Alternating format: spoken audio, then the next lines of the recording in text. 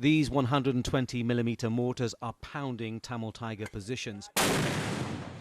The Sri Lankan army has a huge number of heavy weapons with which they're forcing the rebels back into an ever-decreasing area. The army says these are now being used for what they term as defensive shelling when their frontline troops are under threat. Outgoing fire but incoming criticism, with claims the government forces have been shelling into the no-fire zone, causing civilian casualties. The civilians have been instructed to gather this area for their safety. So at any cost we are not firing to the no-fire zone. But categorically, one point I have to say, can you see these the red dotted, these dots? These are the locations that terrorists have fired their guns, especially 130mm guns from this no-fire zone, within the no-fire zone. Using sophisticated radar tracking equipment, which we were not allowed to film, the army claims that since January the 16th, the Tigers have fired 250 times from the zone, and even though the military has suffered casualties, they say they have exercised restraint.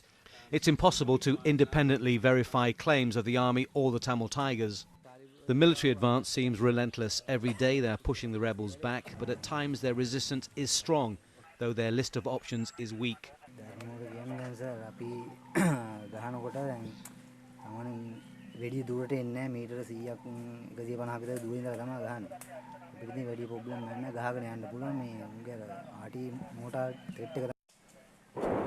You could hear the sound of shells fired over our heads and bullets fired just ahead as the two sides engaged in close-quarter fighting. This is the last forward position of this unit. We're now 300 metres away from the Tamil Tiger lines. Units of commandos are now engaging those units of the Tamil Tigers. We're hearing the small arms fire, the machine gun fire and the shelling going on. Now this unit says it's taking territory at the rate of 600 metres to a kilometre every day. They say the Tamil Tigers are very much on the retreat. How long have you had this point for now? Did you get this yesterday or the day before? Last night. Last night? Took it last night? Last night, yeah.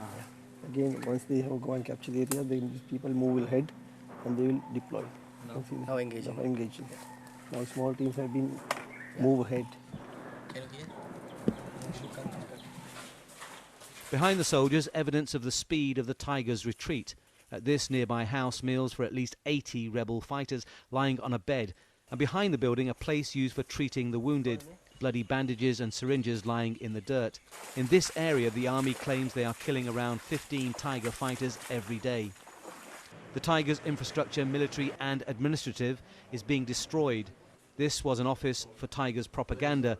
Photos on the walls of the leaders and fighters who've been killed in battle over the last few years. On the table, the latest edition of the Tigers' official newspaper showing its cadres and successes. There wasn't time to print more than the front page. Time seems to be running out, and the outcome of this bloody war could be determined in the next few days. Next 4 days will be very crucial.